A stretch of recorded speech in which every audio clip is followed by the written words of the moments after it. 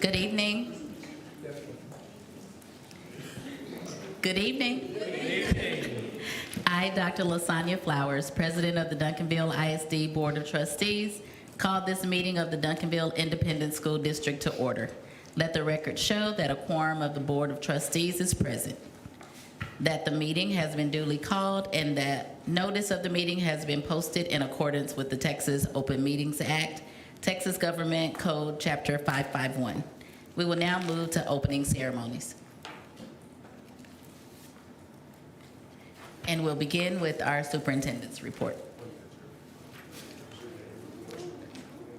All right. Never mind. We will open with a word of prayer with Trustee Vera Cruz. Thank you, Madam President. In honor of Hispanic Heritage Month, I'll be doing this in Spanish and English. Pray for me.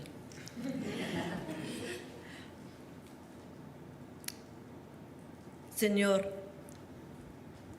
te encomendamos la reunión de esta tarde. Danos mentes claras y corazones pacíficos en las decisiones que se tomen esta noche. Danos la visión para liderar con integridad para que nuestras decisiones reflejan lo que es correcto y bueno. Oramos por un desbordamiento de paz y nuevos niveles de sabiduría para los estudiantes, educadores, líderes y personal en la protección de cada campus. Oramos por derramamiento de protección sobre todos los estudiantes, educadores, campus y todas las aulas con el deseo de aprender y tener éxito en sus sueños para el futuro. Toda la gloria es tuya. Amen. Lord, we commit this evening's meeting to you. Give us clear minds and peaceful hearts and decisions that are being made tonight. Give us insight to lead with integrity, that our decisions may reflect what is right and good. We pray for overflow of peace and new levels of wisdom for students, educators, leaders, and staff on protection of each campus. We pray for outpouring of protection for all students, educators, campuses, and all classrooms set for a desire to learn and to succeed in their dreams for their future. All the glory is yours. Amen. Will you please stand? Please stand for the pledges. I pledge Allegiance to the flag of the United States of America and to the republic for which it stands, one nation, under God, indivisible, with liberty and justice for all. Honor the Texas flag.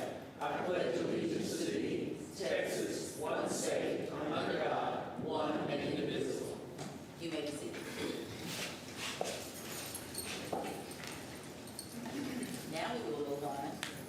Now we will move on to the superintendent's report. I will now turn the meeting over to Dr. Goree.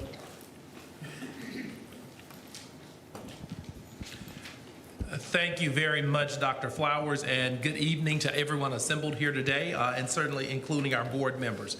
It is my pleasure to bring you the September 16th, 2024 Superintendent's Report. I'd like to start off tonight, and first off by thanking our school system for embracing the beauty of diversity, and we're certainly excited this month as we celebrate National Hispanic Heritage Month. And thank you too for Trustee Vera Cruz for that beautiful prayer to help us kick off this celebration.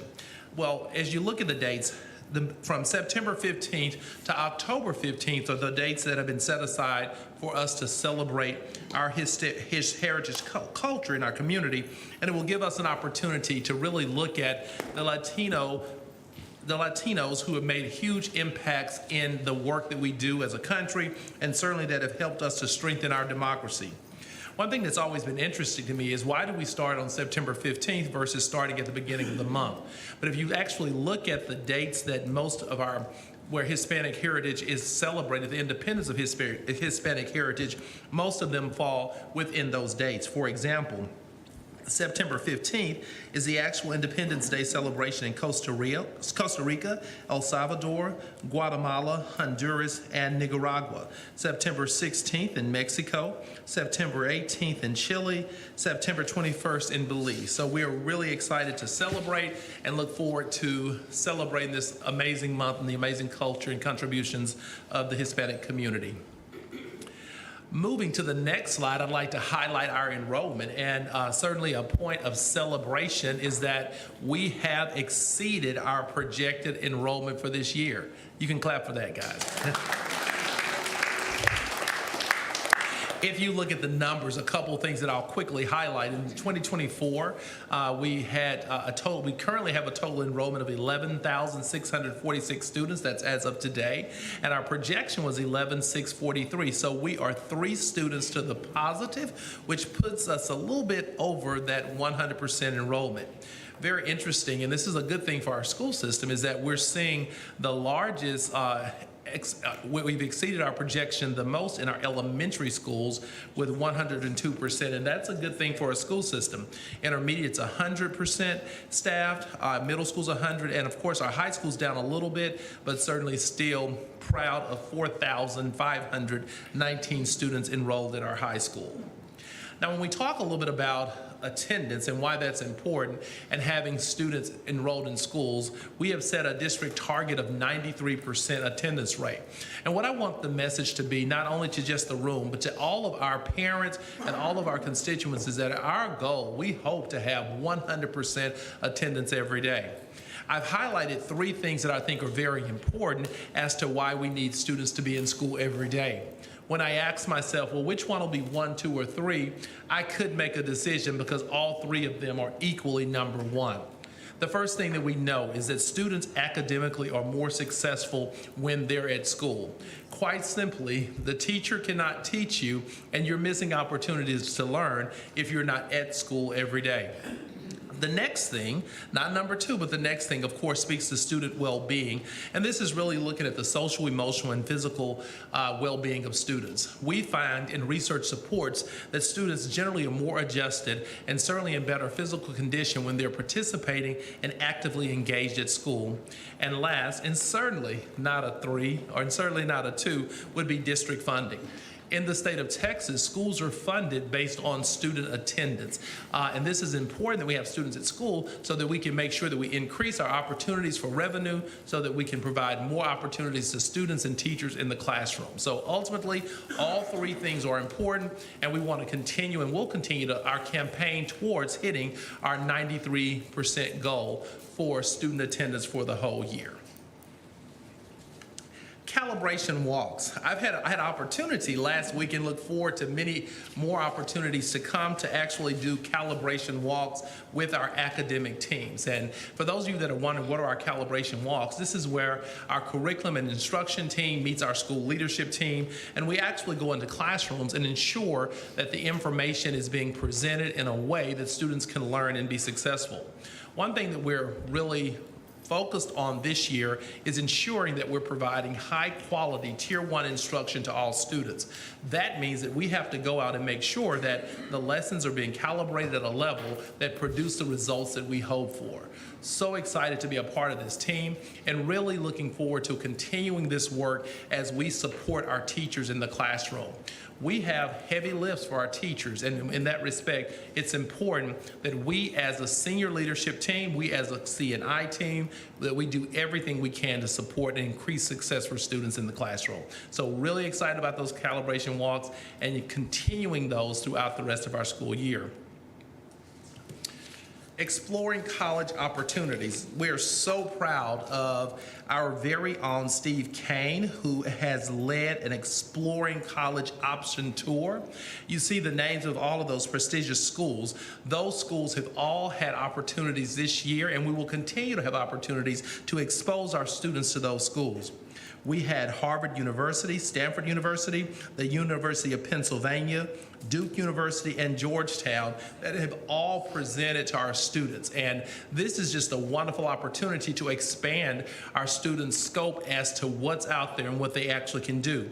Very happy to say that on September 17th, Johns Hopkins University, which is one of the best research schools in our country, as well as New York University and Northwestern, if you look at those respective dates, will be coming to present information to our students. Also, I'll note that I'm really proud that our career technology team hosted a college career fair last week as well, with over 100 schools in attendance, and we saw over 600 students actually register to go through to learn more about this opportunity. Really excited about the exposure and us really opening up opportunities for children to really explore their wildest dreams in some of our country's best institutions. So congratulations to Mr. Kane for his continuous effort to improve opportunities for our kids. Safety and security is a priority, and I can't say that enough. I do believe that we all are aware that not just in our Duncanville, but across North Texas and in many places across our country, there has been an increase in attacks on our public school system. Now, what I'll tell you is that many of the threats, though they may not pan out to be legitimate threats, we do take every threat seriously. It's very important that we as a school system continue to make sure our students are aware of the importance of creating a safe environment and make sure that we're doing everything we can. I will just say to the public today that we will see an increase in police presence as we navigate through making sure that our environment is as safe as possible. I think at the same time, it's very important to remind our parents to make sure that you're monitoring your children's social media, make sure that you're having conversations about things that are happening in the day. The last thing we want is for a child to fall into making a bad decision that can affect them for a long time. So make sure that we're doing everything that we can monitor and make those best decisions for our students. And again, I do want to stress, though, our school system has been very reactive, very proud of our reactive nature when it comes to this area. We made changes and modifications to our athletic program for this last week's game, and we're evaluating everything that we did to make sure that we have a safe environment as we go into homecoming week. We've done media. I've done media myself around this topic, as well as Chief Lambert has done media. And we want to make sure that we do get the message out there that we will create and have a safe environment in Duncanville. Or we'll do everything we can to get to achieve that goal for our community. And the last picture that I'd like to highlight here is that we had an opportunity to meet with Senator West with many of our area superintendents there on the picture. And it was a wonderful conversation around things that we would like to see that are important to us as we go into this legislative session. I think if you follow politics at all, you know that education and what that looks like in our state and what opportunities and choice opportunities particularly will be a big part of this legislative session, and really had a wonderful opportunity with Senator West to present our perspective and also to gain his support as we go into what we believe to be a session where we're really hopeful that we will increase revenue coming into public schools is one of our main goals as we had those conversations. That does conclude our superintendent's report, and thank you very much, Madam President. I just want to say one little thing. With the problems we've had the last couple of weeks, I really want to give a shout out to Chief Lambert and our ISD police force, the work that they've put in nearly around the clock, because he's increased it, and I just think that Chief, if you just tell your force that we really appreciate all the work that they've done, and we're glad to have you.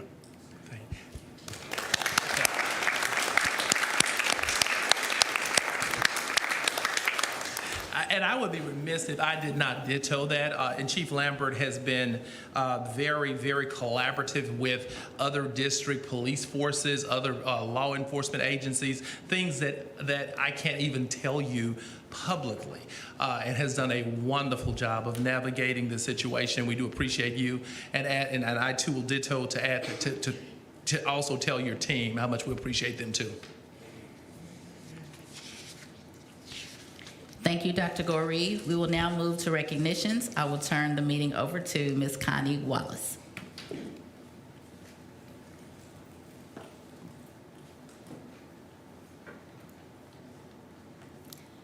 Good evening, President Dr. Flowers, Board of Trustees, and Dr. Goree.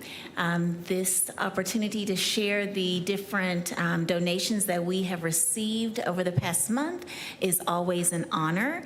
You see here that we have donations from Harbor Freight, Toyota Industries, Commercial Finance, Kingsman Coffee, Holy Spirit Catholic Church, as well as Renewing Faith Bible Church.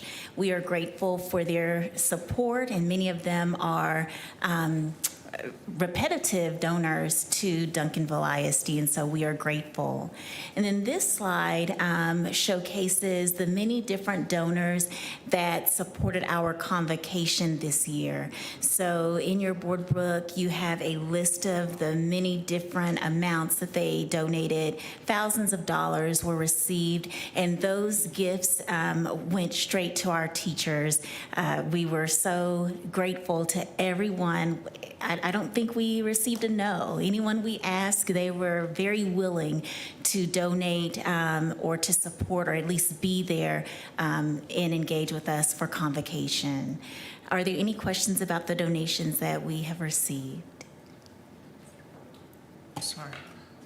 I just have a comment. I think the reason why they are so open to giving is because of the way you and your team treat them and your follow-through, because that's very important. Thank you. And the list of donations is just unreal.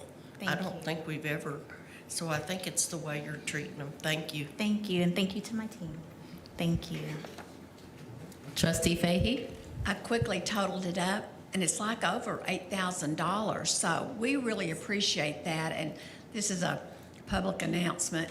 It'd be nice if people recognized this and, took their business to these nice people. All right, the end. Yes, that would be appreciated. All right, that concludes my presentation. Thank you. Thank you, Ms. Wallace. We do not have any communications from citizens regarding a pending agenda item. We will now move to conduct a public hearing to allow public participation in discussion of proposed tax rate. Dr. Bigby. Well, here we are again. Madam President, Board of Trustees, Dr. Goree, as you know, by Texas law, before you can set the tax rate each year, you have to have a public hearing, and that's what we're doing. And we have a flipper here, so if I don't run it backwards, I'll be all right. Certified values from last year to this year, you can see it went up about $500 million, 7.9% increase in property value. Sounds real good until you start talking about the state taking their money back because of that, but it does help on the INS side as we're paying debt. So. Tax rates, if you remember back when House Bill 3 was passed and TEA, they basically determined what our tax rate will be. We send them all the information, plug them into a little formula that they have. It spits out a number. We know what it is, and then we wait for a month for them to tell us it's okay that that's your tax rate. And then we begin this process. So when you plug all that in, it comes out to 0.6169. If you remember, when you passed the TRE, it was 17 cents that we got to add. Well, that's been compressed as time goes on, so it's down to 12.83 cents. So we add that into the tax rate. That makes the total maintenance tax rate proposed of 0.7452, and it's 0.0176 less than last year's rate. INS side, last year's rate was 32 cents because of the bond passing and because of our increased payments. We're asking you to set it at 0.3605, which is a little over a 4-cent increase over last year. And this will pay all of the debt payments and possibly provide a little bit of funding to try to prepay some debt that we have that's actually comes callable, I think, in January. So we can possibly save some money there by calling those. Comparison, you can see the M&O rates from last year to this year, INS and total tax rates. M&O was down 2%, INS rates up 13%. Remember, you're working off a much smaller number though. So the total rate's only up by 2%. We always show what an average home taxable value that went from 177 to 201 this year. That's taxable value, that's after the homestead exemptions. And the difference is $24,000 or a 14% increase. The projected taxes for an average went up 16%, but if you look, 14% of that was because of the property value rise, not because of the tax rate. So it's due to their property value going up, which we have this conversation every year with people. They don't really care whether it's our tax rate or their value. They care about what that bottom number is. And I do too.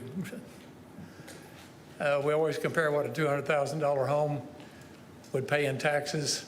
If you remember in 21, 22, 22, 23, we were changing homestead exemptions. We started at 25, legislature passed at 40,000, and then in 23, 24, they passed 100,000. So you have to take the total value, the appraised value, subtract the homestead exemption, so you can see what the taxes are on a $200,000 appraised value home. You can see what's happened to them over the last 4 years. They've come down considerably. And the homestead exemption certainly helped that more than anything. Doesn't help our businesses any because they can't deduct anything, but it does help the homeowner. And that's it for the hearing, so entertain any questions you might have. Are there any public comments on the proposed tax rate? We do not have any public comments. Are there any questions? Trustee Colton?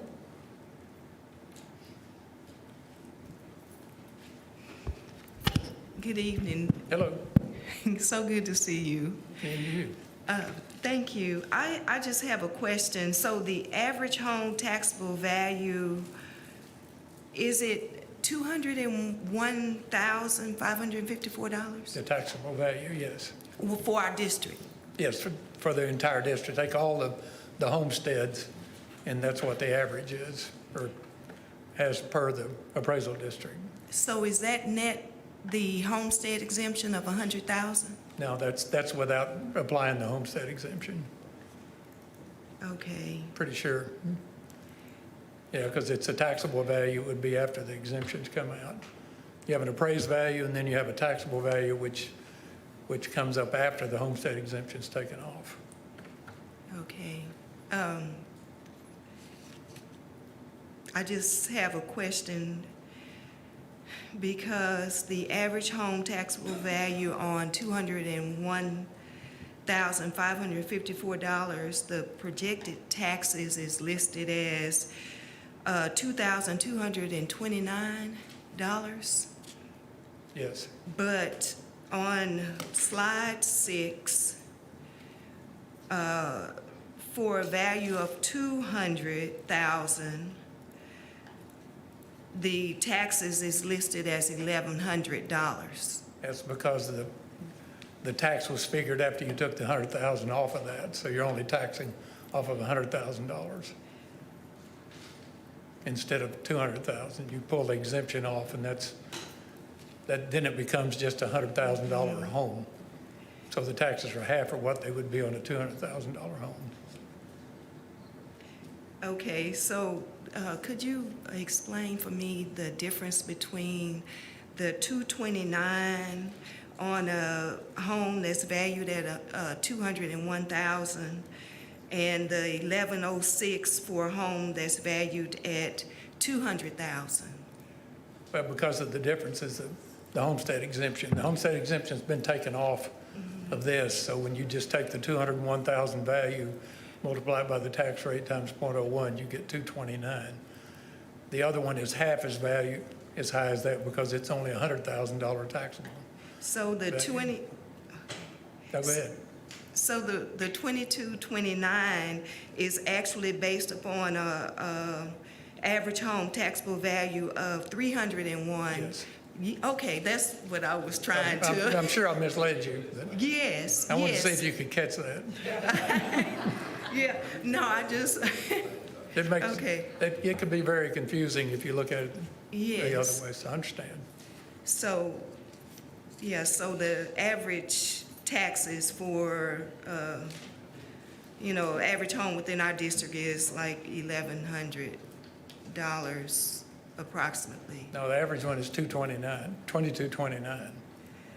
based upon a 301, okay, Taxable, yes, appraised value, and then the taxable value is 100,000 less than that. That's for a homestead. yes, If it's rental property, then they don't take that 100,000 off. yes, sir. Okay. Make a little more sense? Yeah, well, you answered my question. So actually, the average home value here in the district is like 301,554. The appraised value. Yes, okay, all right, thank you. Uh-huh. That was my question. Just keep going up.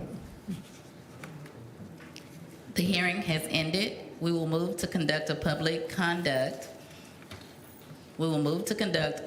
hearing to discuss the first Financial Accountability Rating District's report on the School Financial Integrity Rating System of Texas.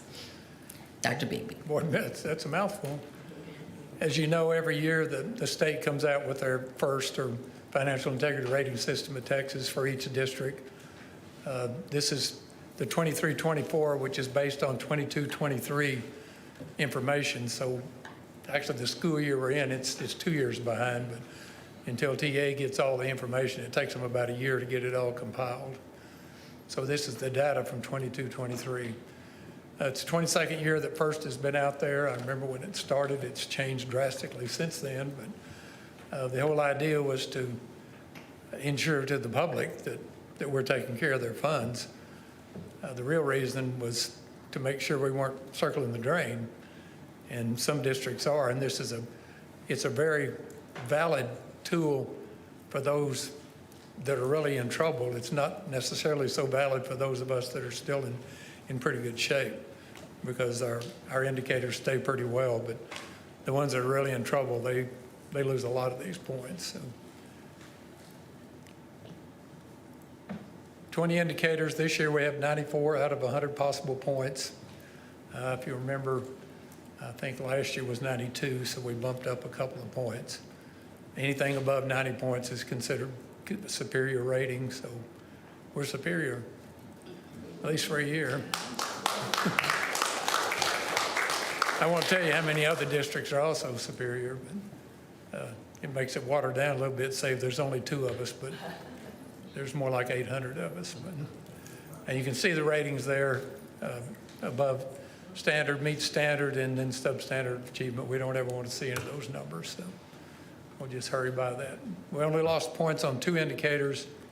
One's the ratio of long-term liabilities to total assets for the school district is sufficient to support long-term solvency. I don't agree with the thing, but they didn't send me a questionnaire either to ask about it. We got 8 out of the 10 points.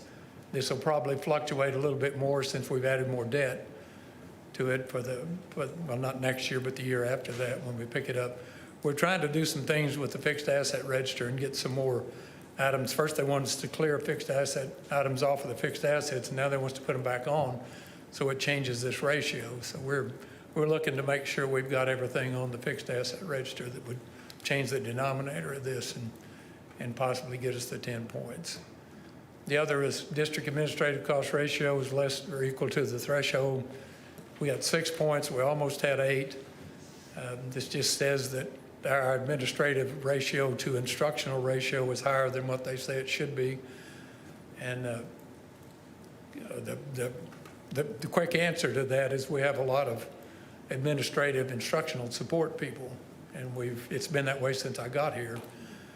And 6 out of 10 is not bad. It's when you get down to the 2s and 0s that you're really out of line, but it's certainly something as we look forward, it's something for us to look at and be real cognizant of those ratios. They don't really include enough things in the instructional part of it. They only include 4 different functions when you still have transportation. You have a lot of things that if we didn't get them here, we couldn't teach them, but they don't consider those instructional costs.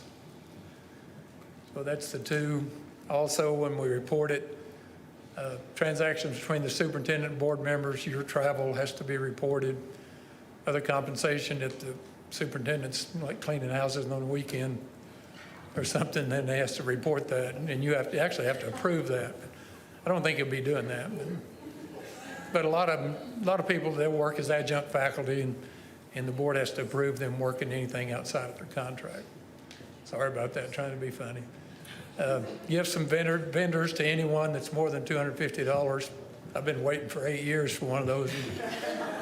Hadn't found one even close yet. But and then business transactions between the district and any board members, if you happen to have a business that does business with the school district, that has to be reported. And that's it for the first rating. Once again, score 94. Answer any questions you might have, or attempt to anyway. Are there any public comments? Question. I have a comment. Comment. Trustee Colton? Thank you, Dr. Bixby, for your leadership. And, you know, you were in charge and at the helm when this assessment was made. We've seen steady increases, and we appreciate your handling of the district's finances. Well, Thank you very much. It's my pleasure. You have to wheel me around the chair. The hearing is now closed.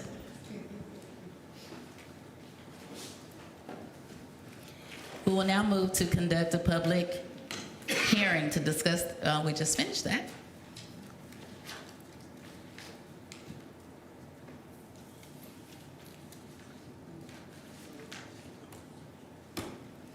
We will now move to closed session.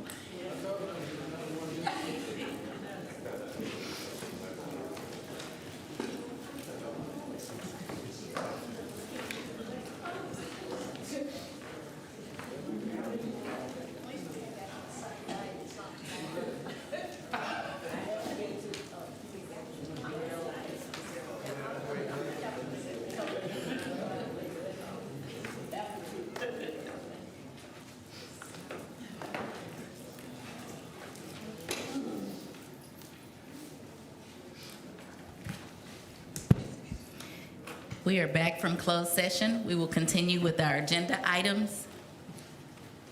We will now move to take action on items from closed session. Is there a motion to affirm the Level 2 decision of administration and deny requests made at Level 3 hearing regarding relief that may be resolved in an ARD committee meeting through a Duncanville ISD board policy other than FNG local and/or already granted before the Level 3 hearings? So moved. Second. Has been moved in second. Are there any questions or comments? Please vote electronically.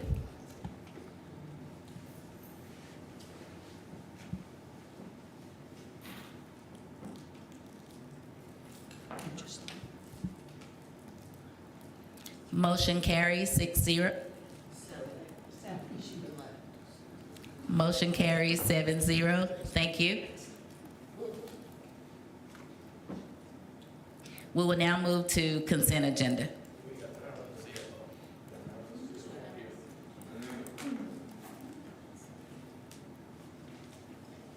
Do I have a motion?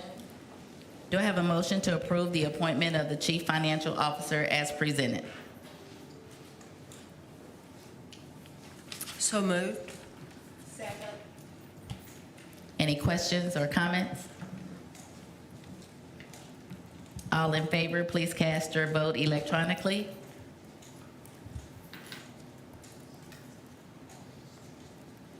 Motion carries 7-0. Thank you. We will now move to consent agenda.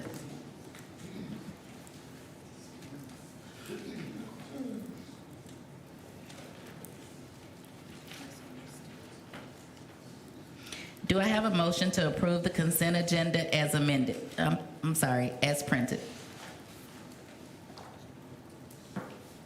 So moved. Second. It has been moved in second. Any questions or comments? Please cast your votes electronically.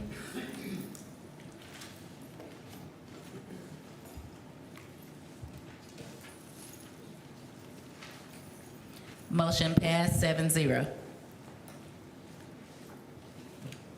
We will now move on to the action item, Agenda A, adoption of the tax rate for 2024-25 fiscal year for the general fund and debt service relief. Dr. Bigby. Good evening again.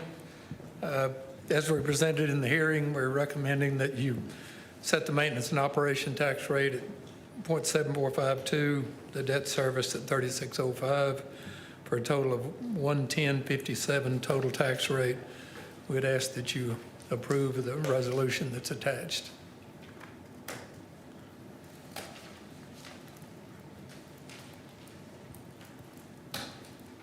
Madam President, I move that the property tax rate be increased by the adoption of a rate of 1.1057 for the general fund and the debt service fund, which is effectively a 2% increase in the total tax rate.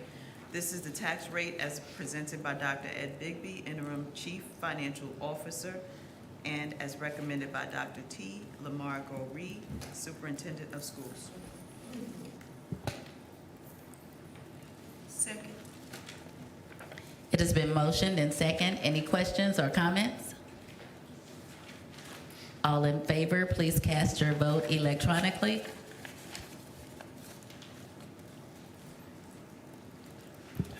Motion carries 7-0. Thank you, Dr. Bigby.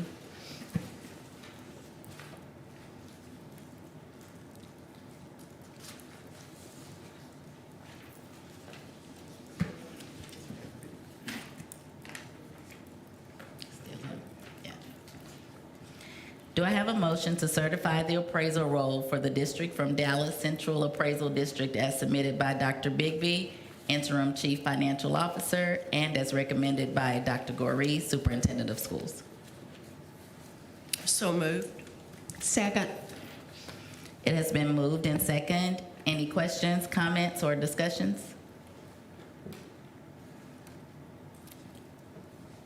Please cast your vote electronically.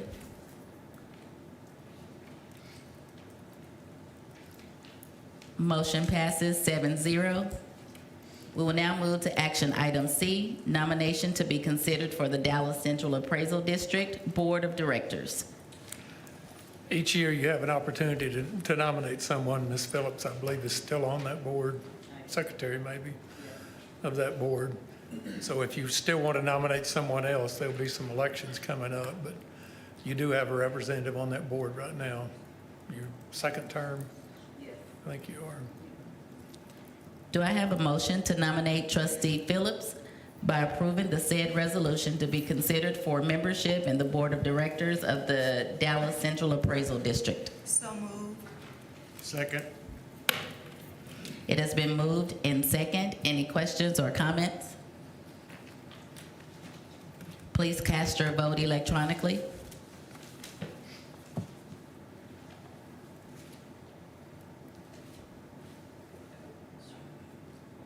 Motion passes 7-0. Thank you. We will send her name in. We will now move to action item D, consider approval of Duncanville hi-hats to perform at the Macy's Thanksgiving Day Parade on November 23rd through the 29th, 2024. Dr. Nix. Good evening, Madam President, members of the board, Dr. Goree. Board, it's my pleasure to bring for your consideration for some of our young ladies to present at the 98th Macy's Day Parade in New York. Board, we are very privileged to have students who perform so well and have represented us nationally. These young ladies, the hi-hat team at Duncanville High School, this board has approved them to perform on a cruise recently. So they performed internationally, representing Duncanville High School. They performed at NBA halftime games. They performed at college games. They are just some remarkable young ladies. I have their the hi-hats sponsor here today, their teacher here today, to really talk about some of the logistics that go around this particular opportunity for them. It's my understanding that with this particular situation, due to time constraints and limited availability this year for the parade, that when they reached out to the Spirit of America, they were informed that they only had 6 spots available for this particular parade for the team. And so Ms. Dawson extended the invitation to all of the parents, all of the hi-hat parents, making it clear that the spots would be filled to first come, first serve individuals, and those who signed up. The 6 who secured the spots were the ones that she'll be taking, or with your approval, to New York this time. Ms. Dawson went ahead and also held a meeting for all of her parents just to gauge if any additional parents were interested in the possibility of moving forward if they would like to go in additional spots. It is my understanding that when she reached out and had the opportunity for those additional students to participate or to see if they wanted to go, that no parents reached out that they wanted to go. So the 6 that were initially included or reached out to want to participate are the ones that will get to participate. And so that is a phenomenal opportunity for them.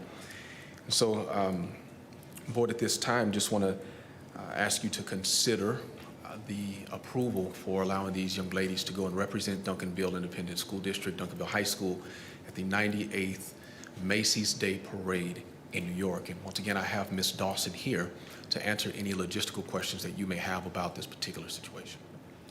I have a question. Yes. Do we know why the others didn't sign up? Was it cost? Ms. Dawson, would you join me at the podium, please?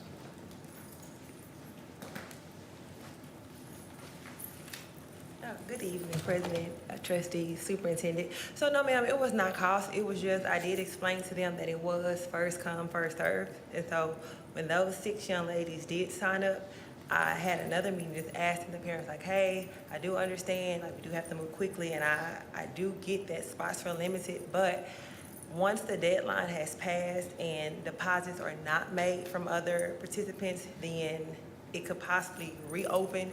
But at that moment, no parent stated that they were interested in this particular trip, since we do possibly or potentially have others coming up this season. Okay, thank you. Oh, you're welcome. Any other questions? Trustee Fahey? Thank you. Was there a reason given why only 6 of our girls could go? Well, due to spots, like it fills up so quickly, and I am grateful that we did have the 6 because as of now, the complete parade is sold out. Well, I mean, I would think they would know that drill teams are, I mean, they could be 50 or 80 girls, and Well, see, the thing how we work is that, for instance, we don't have tryouts until March. And so we had to kind of wait to kind of gauge the new team. And once we did get the new team and I reached back out to Spirit of America, that's when he told me that it was only 6 spots left because the spots open in January. So by then, like, the spots were gone and now the parade is completely sold out.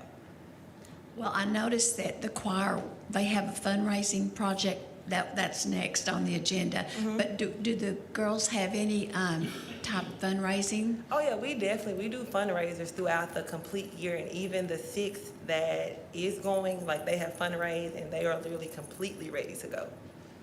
Okay, thank you. Oh, you're welcome. So there's going to be 6 girls and 6 adults? No, it's 6 Six. girls, it's 6 young ladies, 3 parents, and then including myself and Ms. Roloffs. So Okay, it's 5 so 6 and 5. Mhm. Okay, thank you. You're welcome. Trustee Savage Martin? Yes, are the chaperones, other than yourself, district employees? No, they're parents. Parents, okay? And then you talk about spots. So are you going to be part of another drill team? Yes. It, Okay, Yeah, that makes it creates sense. like an all-star team. Thank you. We thought we were going to perform just all 6 of us. Oh, no, and no, I no, didn't no, no. understand, but we're going to be part of another group. Yes. Okay, thank you. You're welcome.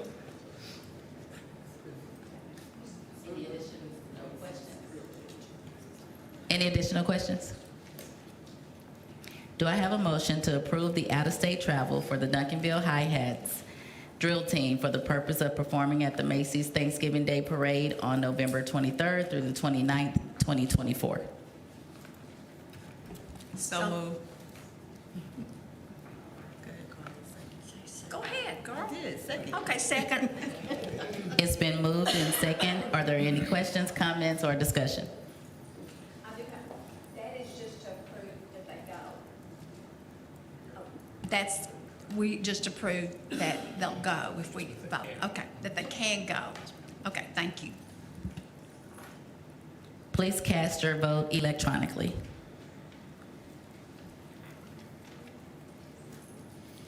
Motion passed 7-0. Thank you. We will now move to action item E. Consider approval of the Duncanville High School Choir traveling to Chicago, Illinois for a Broadway workshop and to be the featured performance January 16th through the 20th, 2025. Dr. Nix again. Board President, I'm going to take a moment of personal privilege because I don't know if you guys saw the drill team move that Miss Savage Martin just gave. And it was on point. Great job. It was a great job. Yeah, just one time only, yes. So Board, we're asking for your just consideration. Once again, we have some amazing students, whether it's academics, fine arts, and this is just another example of our students just representing us with excellence. We have a choir, our choir, who's going to be traveling to Chicago, Illinois, or would like your permission to travel to Chicago, Illinois, to participate in a Broadway workshop and to be the featured performance. Now, this will just be us, right? Students will also participate in a musical theater workshop with Broadway performers, attend 2 musical theater performances, and tour museums and famous architecture sites. And Board, just want to say thank you so much. You've always been so supportive of our students and of their opportunities. Just not too many students get the opportunity to travel like our kids do and represent our school district like our students do. So we have Mr. Doucet here, who is our Director of Fine Arts, and between the two of us, we'll be able to answer any questions that you may have about this particular opportunity. Are there any questions? When can I start buying the cookie dough? Yes. Yes, great question, very timely, and a great pitch until the 30th, right? Yeah. Any other questions? Trustee Colton? So, and I know it's not the subject of our discussion today, but included in our packages were travel and training forms for Corette Smith and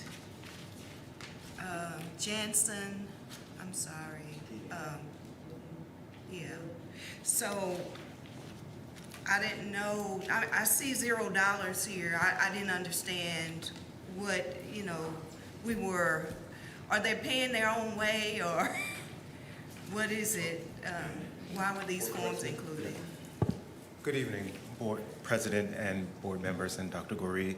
The chaperones, the director chaperones are paid for by the company. So the travel company they're working with, they're sponsoring our chaperones. So those two are taken care of. Wonderful, thank you. Any additional questions? Do I have a motion to approve the choir trip to Chicago? Oh, I just read that, didn't I? Please cast your votes electronically.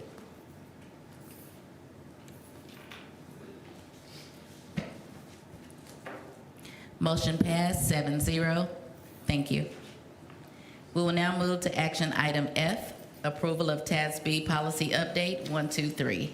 Presenter, Ms. Andre Fields. Good evening, Madam President, to the board members and Dr. Goree.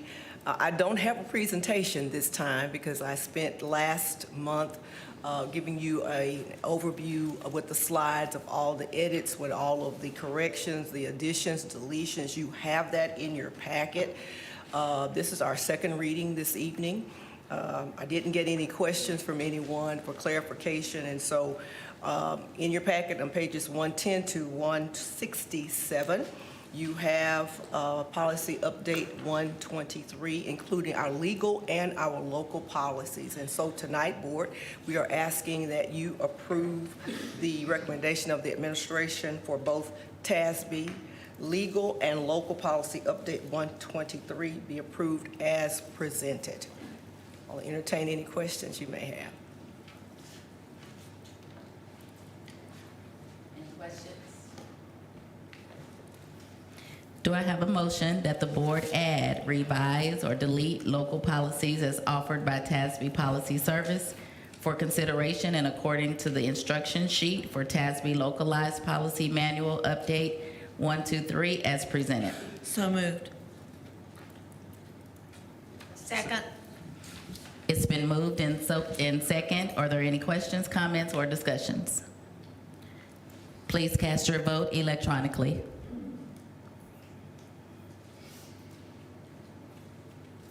Motion passed 7-0. We will now move to information and discussion items. The first item is bond update. Again, good evening. It is my pleasure to present our September update for you, board. And tonight, we will hear from Kamar Hawk and Angel Silvas, who work for LAN, and they're going to present an overview of where we are. As I shared last month, we'll be bringing some report to you of the progress that we've made on the bond, and so I'm going to turn it over to the LAN representatives. We also have in the audience some of our representatives and our partners from WRA, and we're thankful they're here. They've been here with us this evening as well.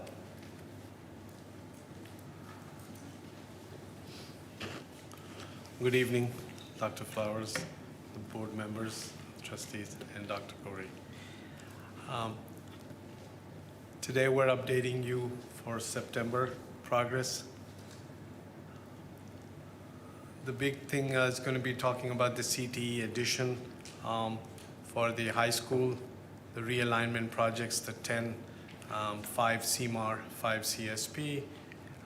We have done some updates on intercom, and then the last one is weapons detection system.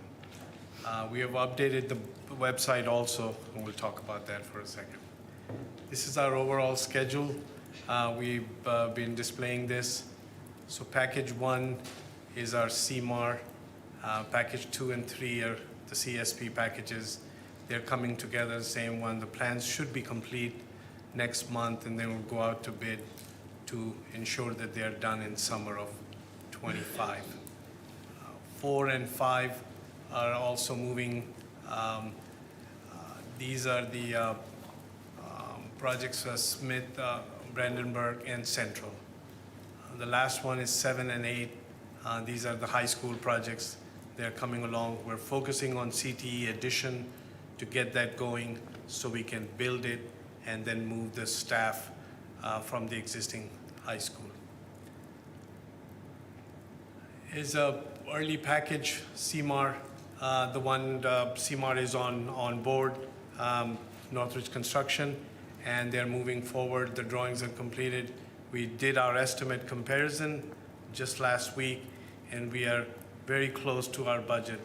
The numbers are coming fairly good. It's a busy time to bid, but at the same time, there are people interested who are going to bid our projects. Again, the scopes are the same. We talked about upgrading the restrooms, ADA upgrade, classroom finishes, admin, roofing, and RTUs.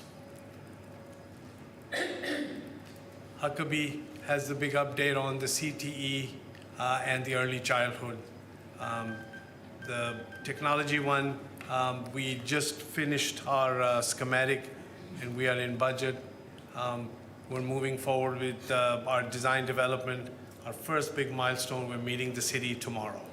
So that's, we finally got the date with them, and we are connecting. But we have a very important meeting set up with the entire city and the fire marshal. So tomorrow it's at 1 o'clock. We're heading there. On the Smith, we did a field trip last week with Ms. Fields and the staff members, and it was very productive. There was 3 different campuses for staff to see and physically connect. There was a lot of presentation from our host, and they described all the things to be considered. Yeah, there were some very positive input taken by your team, by your staff, and this was it was successful. It was we are very thankful to the transportation department to give us the yellow bus. I haven't been on a yellow bus in 25 years, so it's interesting. Weapons detection system, we had a meeting with the vendor. It's all in fabrication. We are still scheduled to install over the fall break, which is October 14th. Again, we'll install, then we will train everybody, all from the police department, Chief Lamberts, and the campus staff. Then we'll go live, probably end of October. It's really, really important. We have the same system installed in another school district, but it goes through fast, and that's the whole point of this. It's a very, the system enhances that, and 85% of the students will pass through. There's only 15 will be had. Our bond update, the pages, the website has been updated. Basically similar format, but now we're updating, and every project, the project details are listed on the left, and then the photographs and things like that. We're updating constantly every month to move forward. Intercom. Here's the intercom system. The vendor has completed Hyman, Acton, Billhartz, and the campus has been trained. We are in progress of doing Kenmore, Hastings, Duncanville High School, and we are the big thing on the high school, the speakers and the antenna, which goes in the field house. That's the one taking us long lead item, because they are fabricated for the campus. They are not a stock item there. So that's the one we are waiting on that right now. Upcoming events. Angel, highlight some of these. Good evening. So upcoming events will be WRI complete construction document plans. We're looking to finish those in the next months. Huckabee to finish design development set for the CTE addition. So it's like Amar saying, design development is in process right now. We already got approval on the schematic design last month. You got to see the presentation of the CTE. Next item will be The early package. the early package. So right now we're working with the CMAR just to release the long lead items like the elevator, Switchgear the switchgear, and the fire alarm. and the fire alarm. So as you know, you have the second biggest high school in the nation. So what we're looking is just to have a fire alarm on board ahead of time so he can procure all the materials ahead of the time. So when we begin doing the CTE renovation, at the same time, we can start working on the fire alarm system. Yeah, just to give you an example, the high school is almost 900 plus 900,000 square feet, almost 1 million. So just to get the drawings completed for the fire marshal, it's going to take 2 months. And then fire marshal, the city has engaged a third party to review the drawing. That's another month. So it'll be 3 months before you see anything happening physically on site. So after we finish that, we already begin the programming for the Smith Early Childhood. So we are continuously meeting with the district. So our next meeting is going to be this Thursday, just to talk about our tour that we have last week. And then it will be WRI start developing a schematic plan for Central K-5. So I believe in the next bond meeting, we will give you another update on WRI projects on Huckabee too. The next meeting is special. It's October 28th, because I think you guys are out on 21st. Thank you. Thank you, LAN Board. Do you have any questions?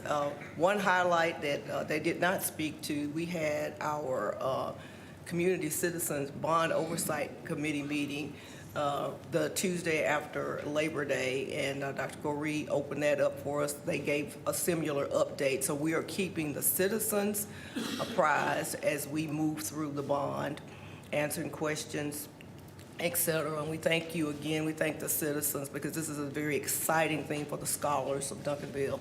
And of course, our partners, LAN, WRA, Huckabee, along with our CMARs, we are moving rapidly. I'm excited about what is ahead for our students, from our pre-K3 all the way to our seniors. So thank you. I'll answer any questions that you may have.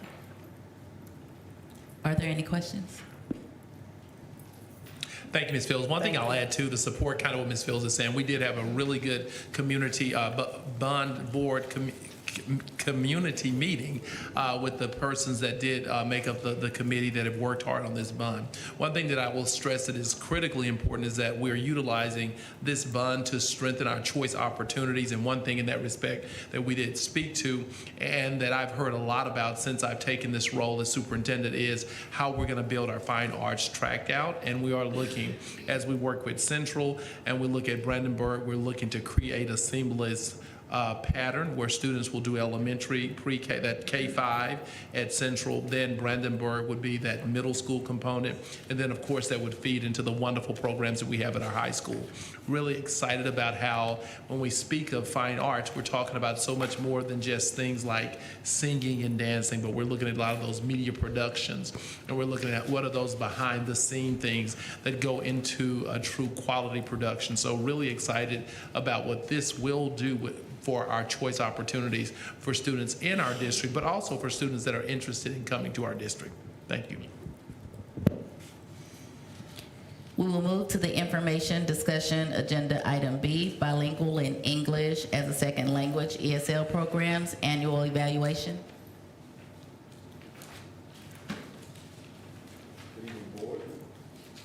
Board, all school districts are required to conduct a bilingual and ESL, or English as a second language, annual evaluation, in which we collect a full range of data to determine the program effectiveness, to see how well we are really meeting the needs of all of our students.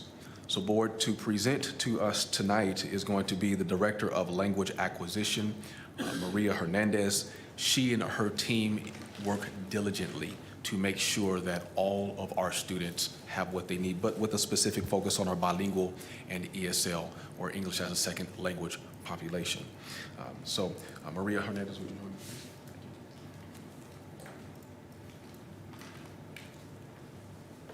me, please? Good evening, Board President Dr. Flowers, Dr. Gorey, and Board of Trustees. It is my pleasure to present to you the Bilingual and ESL Program's annual evaluation.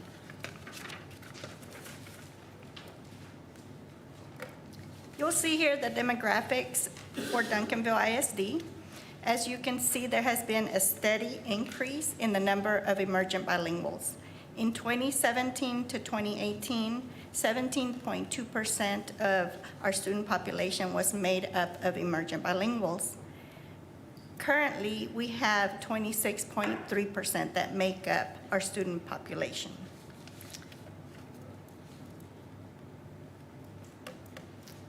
These are the 3 goals of the programs that serve emergent bilinguals: bilingualism and biliteracy, in Spanish and English for the dual language program, and with a focus for our ESL program on English proficiency. Student academic achievement and sociocultural competence are our focus for students who qualify for one of our programs.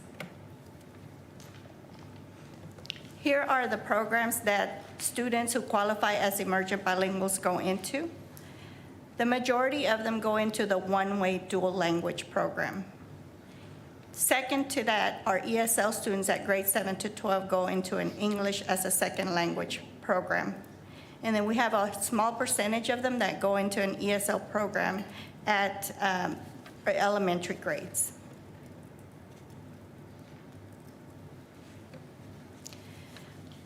All EB students take the TELPAS, which is the assessment that addresses linguistic proficiency in our students. And as you can see, 352 or 12.9% of students in one of the programs, dual language or ESL, scored at the advanced high level. And when students meet certain criteria, including scoring at advanced high, they are reclassified. That means that they come out of the limited English proficient status.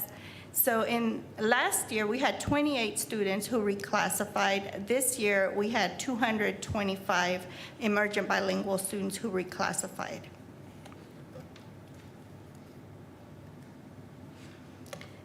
This is the most current data that was released by TEA. And the data shows that for STAR reading grades 3 to 5, dual language students barely or just underperformed the gen ed population. ESL students underperformed the gen ed population. Now, if you look at the master's, dual language students did outperform in the master's area in STAR reading 3-5. For STAR English 1 EOC, your EB students outperformed just slightly the gen ed population. If you look at STAR English 2 EOC, here these students underperformed the gen ed population. For STAR Math 3 to 5, EB students outperformed the gen ed population in most areas for all approaches, masters and exceeds. And then for your STAR Algebra 1 EOC, they either outperformed or were the same.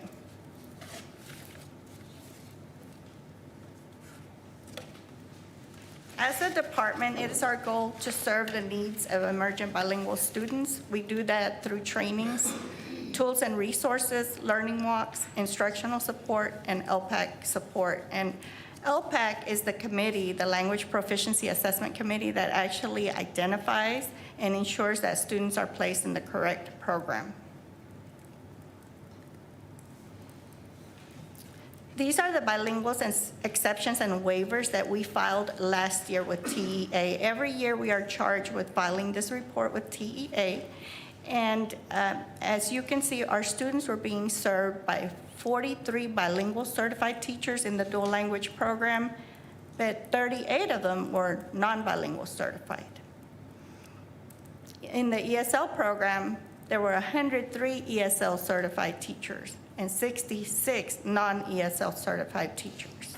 That could have been made up of full-time substitutes, teacher apprentices, and non-certified individuals seeking certification. So some of the things that we actually did last year, we worked with HR, was look at the pay scale to increase the pay for bilingual teachers. And the pay scale, the starting pay for bilingual teachers is $62,500. We also offer a signing bonus of $7,000 paid out over 2 years. There's also an annual $5,000 bilingual stipend. Last year, those individuals who signed up to become ESL certified received a $500 early bird incentive. We participated in recruitment events. We also reimbursed for certification tests upon passing, as well as adding that certification onto the SBEC certificate.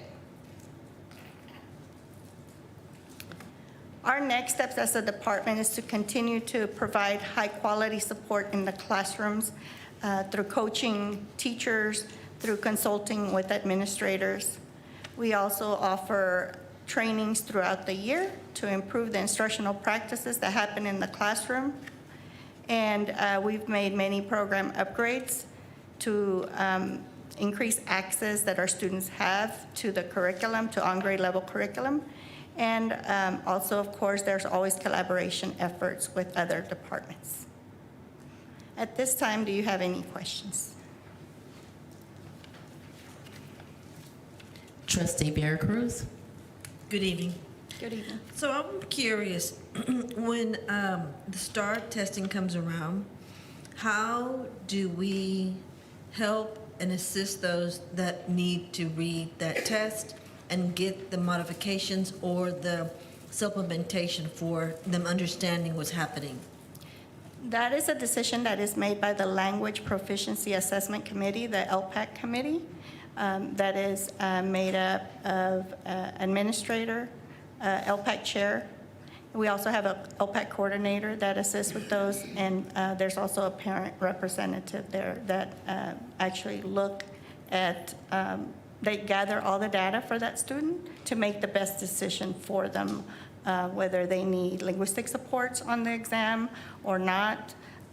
Linguistic supports are provided all year long. At times, we make the decision that the student, we can scaffold those supports and take those supports away when they don't need them.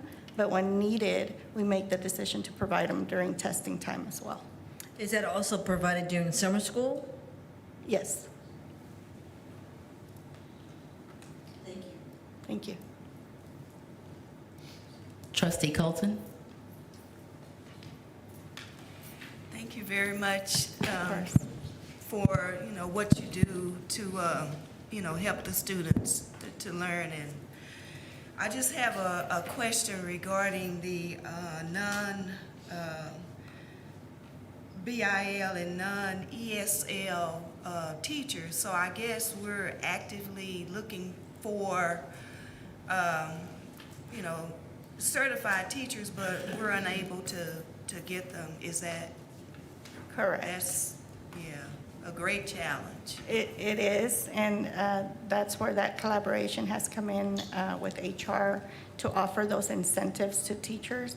Nevertheless, we're still seeking those certified teachers, and I believe preliminary information is showing that we have reduced the number of exceptions and waivers, that's the non-certified teachers that aren't serving our students. This year we'll be reducing it some, but we will still have a lot of exceptions and waivers.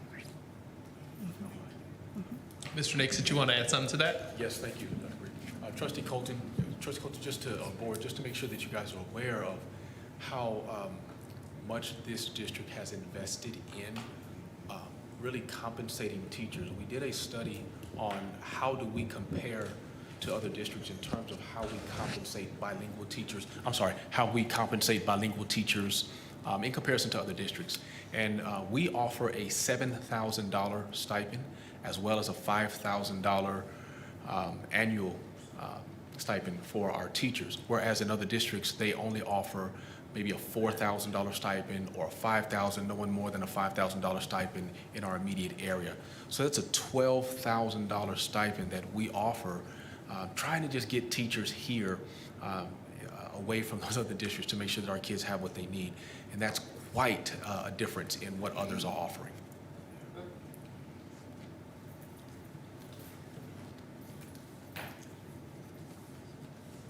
Any additional questions? We will now move to, thank you. We will now move to communications from citizens.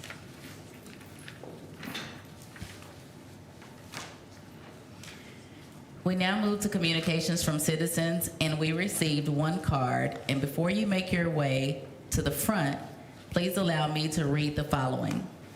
State law prohibits board members from responding to speakers in public forum unless the topic regards a matter specifically posted on tonight's agenda.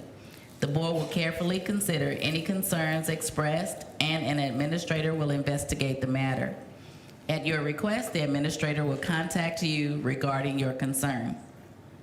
Speaker, please limit your comment to 3 minutes. Any discussion concerning specific personnel is prohibited in open session. If you wish to address the board regarding a personnel matter, please contact the superintendent's office to schedule the matter for a future closed session meeting. Having stated that, when I call your name, please come forward, state your name and your address, and you have 3 minutes to address the board. Mr. Jimmy Mathis. Miss Jimmy Mathis, I apologize. It's okay, it's Jimmy. All right. Good evening, Dr. Flowers and members of the board and Superintendent Goree. My name is Jimmy Mathis. I am a veteran teacher here in the district. I am here to get answers to a few questions and clarification on others. One of them dealing with TIA. Since TIA is implemented, does that mean that non-eligible teachers will not receive raises? The other clarifying question is, do bonuses count towards our salary with TRS? Because our retirement is based on the average of the highest 5 salaries.